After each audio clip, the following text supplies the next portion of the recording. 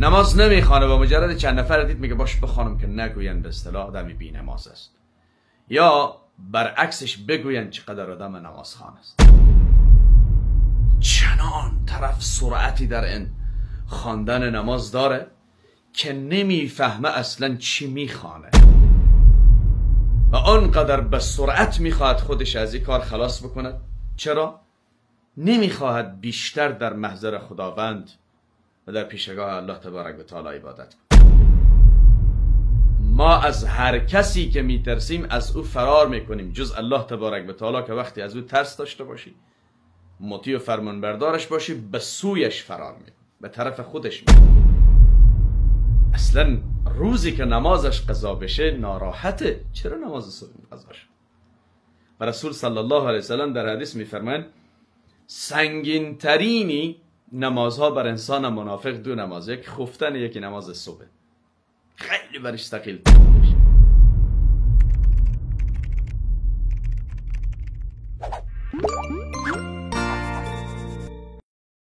یکی از جمله امراض بسیار خطرناکی که قرآن هم او را به عنوان یک مرض بزرگ معرفی کرده مرض نفاق هست، یا به تعبیر دیگر منافقت هست. متاسفانه در جامعه اسلامی وقتی نظر به اعلامات یا نشانه ها و ویژگی هایی را که خداوند در قرآن برای انسان های منافق معرفی کرده و پیامبر عزیز ما صلی الله علیه و سلم در حدیث معرفی کرده، تعداد کثیری از انسان ها را میبینی که این ویژگی ها و این نشانه ها در وجود اونها موجود است متاسفانه. و وقتی شما در قرآن نگاه میکنید تنها 5 ویژگی انسانهای منافق فقط در نمازشان معرفی شده. یعنی به این معنا که انسان منافق نماز میخواند، در صف مسلمان ها هست، در بین مسلمان ها هست، اما اوصاف و ویژگی هایش که خداوند معرفی کرده انسان وقت متوجه میشه میداند که این طرف به مرض نفاق و منافقت گرفتار است متاسفانه. حالا بیایم ببینیم با هم که ویژگی ها و یا نشانه های انسان منافق در نماز چیست. یعنی تنها و تنها الله تبارک و تعالی در آیات قرآن 5 ویژگی و اوصاف انسان منافق در نماز خواندنش بیان کرده. شاید سوال پدید بیاره که عجیب است، یعنی طرف نماز میخواند ولی منافق است. یعنی نماز یک منافق این ویژگی ها را داره.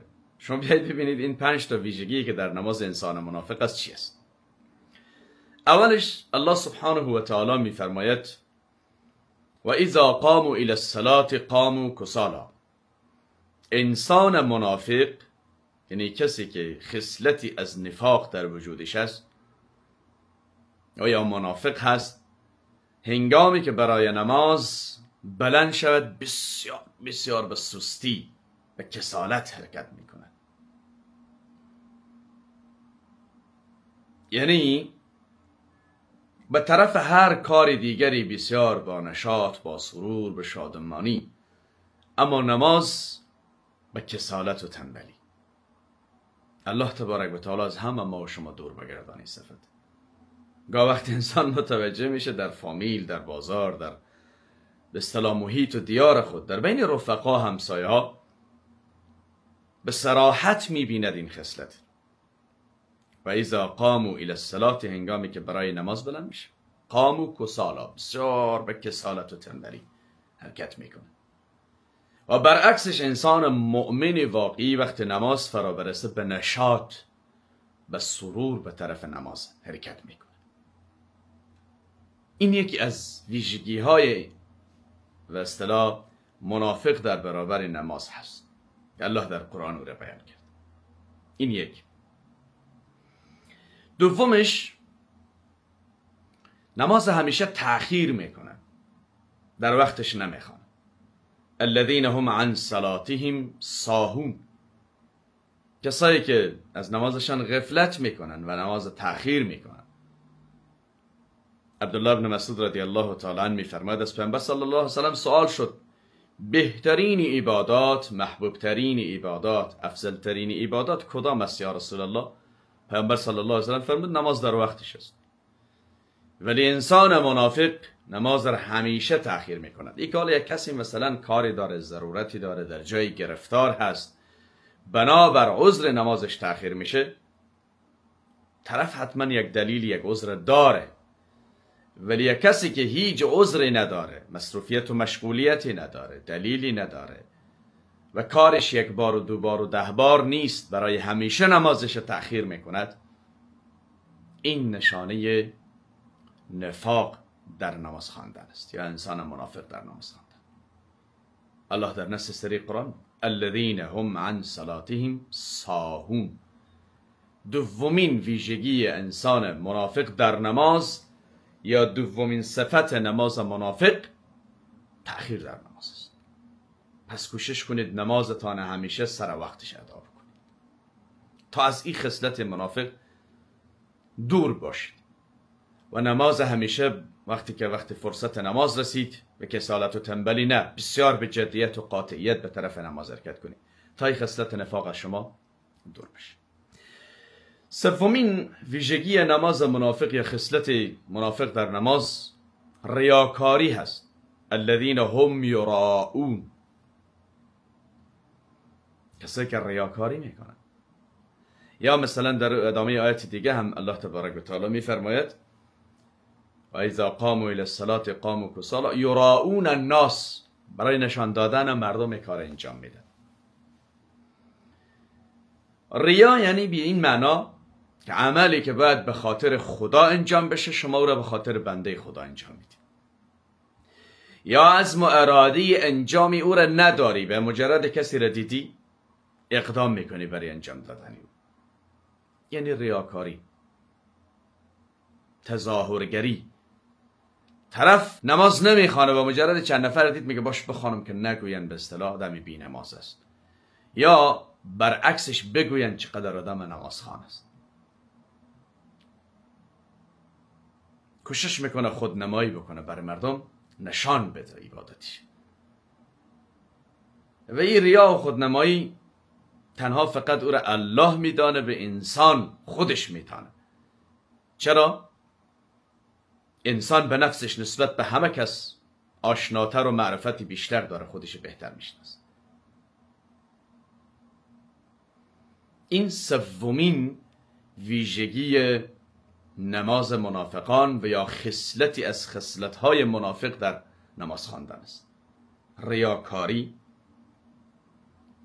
اولش کسالت در خواندن نماز، دومش تأخیر در وقت نماز، سومش ریاکاری و نشان دادن برای دیگران، یعنی نمازهای ریایی است یا اعمال ریایی در مجموع میتوانیم به اصطلاح یاد بکنیم. چهارمش خدا را بسیار اندک یاد میکنند، ولا یذکرون الله الا قلیلا، عجله در نماز، شتاب در خواندن نماز، اندک یاد کردن خداوند در نمازش.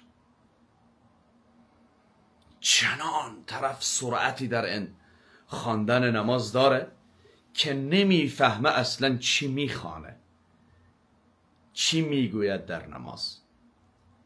نه قیامش مشخصه، نه رکوعش معلومه، نه سجدهش معلومه، نه تسبیحاتی که در جریان نماز باید تکرار کند، نه برش معلومه که چی گفت، چند بار گفت.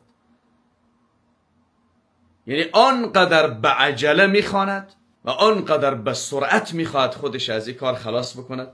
چرا؟ نمیخواهد بیشتر در محضر خداوند و در پیشگاه الله تبارک و تعالی عبادت کند. ولا یذکرون الله الا قلیلا، خدا را یاد نمی کنند بسیار اندک. نماز ذکره، قرآن ذکره. انا نحن نزلنا الذکر، در باب قرآن خداوند میگه ما ذکر برای شما نازل کردیم. در باب نماز اقیم الصلاة لذکر، به خاطر یاد خدا نماز برگزار میکنه. ذکر است نماز، یاد خداست. ولی منافقان ولا یذکرون الله الا قلیلا، خدا را یاد نمیکنن مگر بسیار اندک.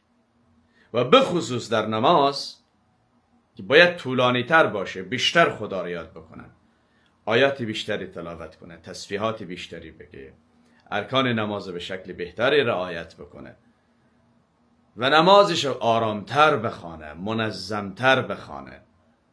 ولی طرف خیلی به سرعت، و شما این نوع نمازها رو خیلی زیاد میبینید در جامعه و در وطن ما. باور کنید طرف بلند میشه میگه من 10 رکعت نماز میخوانم، سنت و فرض در وقت پیشین، 10 رکعتش 5 دقیقه را طول نمیکشه. اگر طرف به شکل منظم سوره حمد یعنی فاتحه را بخواند، به بعدش یک سوره دیگر را بخواند، بعد تسبیحاتی که در نماز است به شکل منظمی را، سبحان ربی العظیم و بحمدی، یا سبحان ربی العظیم، سبحان ربی الاعلا و بحمدی، یا سبحان ربی الاعلا تنها اگر بگوید، یا دعاهایی که در بین دو سجده در وقت بلند شدن است، رکوع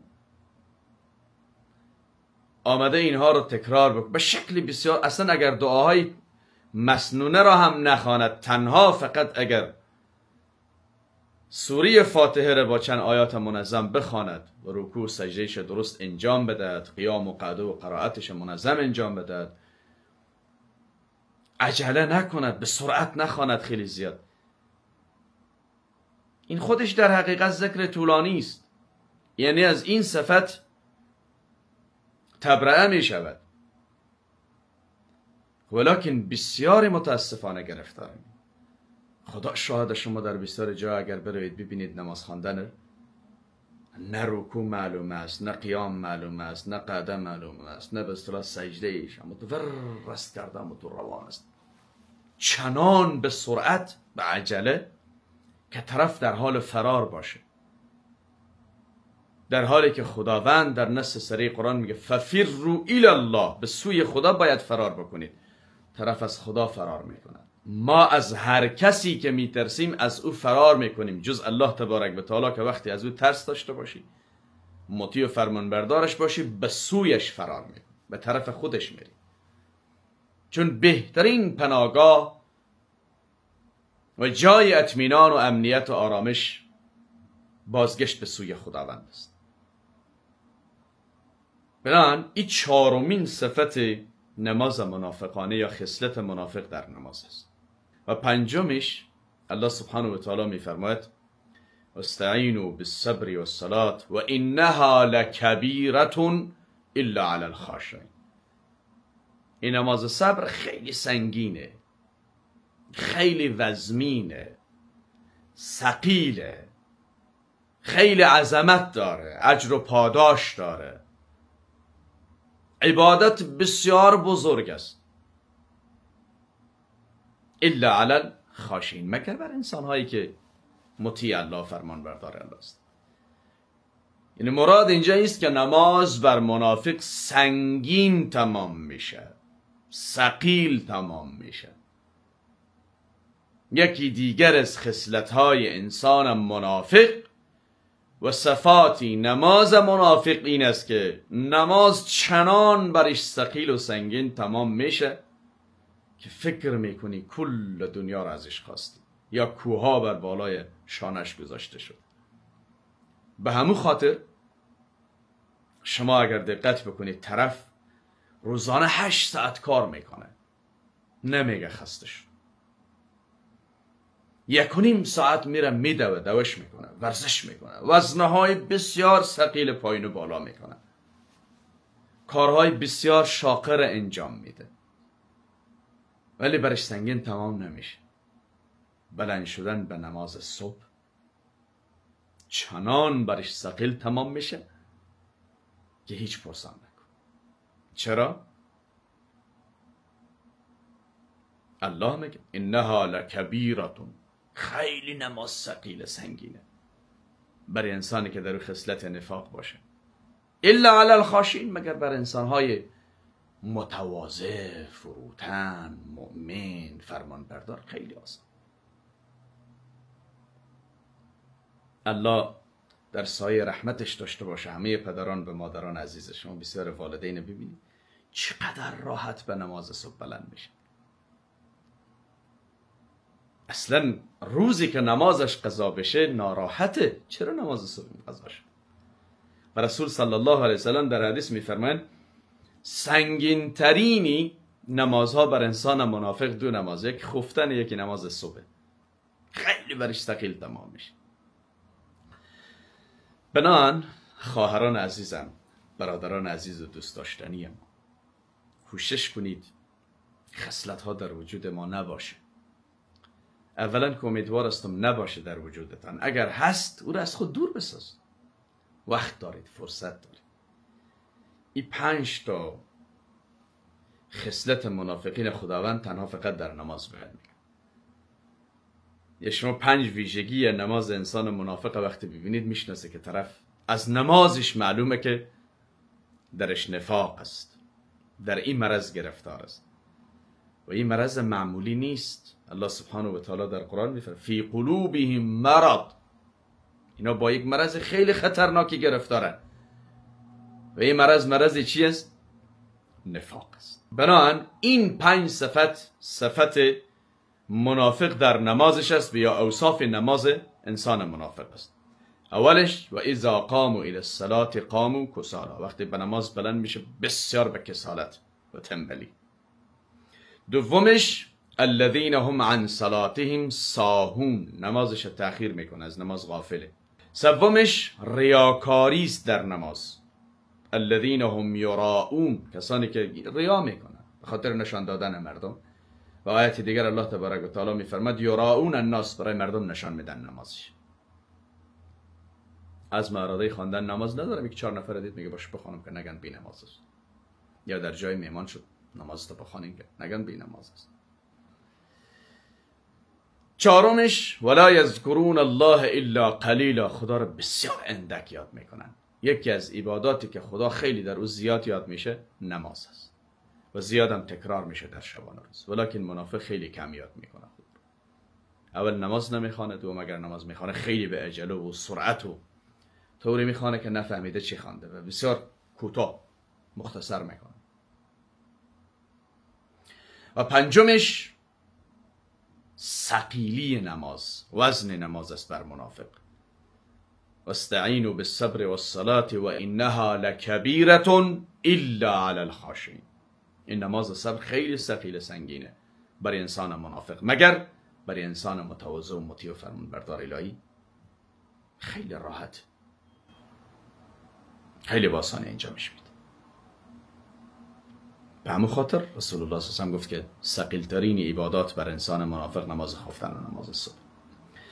الله تبارک و تعالی همه ما و شما را از این خصلت ها و از این اوصاف دور داشته باشه و توفیق عبادت به بندگی عنایت بفرماید. موفق و مؤید باشین. دوستتان دارم. الله حافظ ناصرت.